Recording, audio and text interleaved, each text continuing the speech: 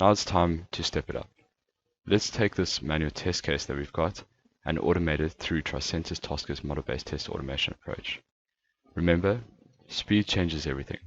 So how can Tricentis help you build automation is quite simple.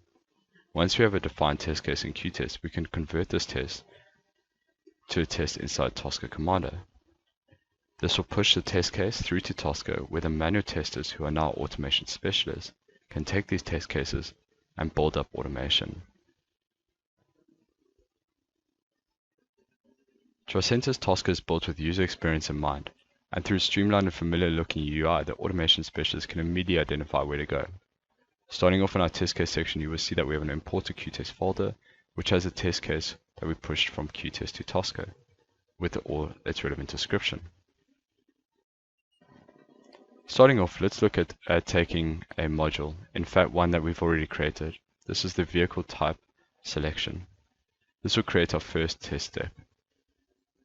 A model or module encapsulates all the technical objects or elements in the application and test, and allows us to simply drag and drop it onto the test case to create that test step that I mentioned earlier.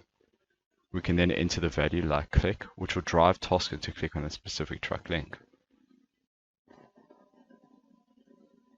Let's go in and execute this test.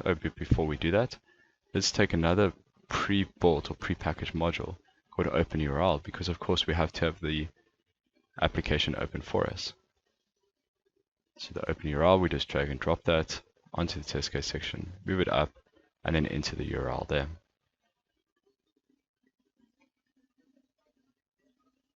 So now executing, what you'll see is that we'll start up my Chrome browser, go to that specific URL, immediately drive and click on that specific link.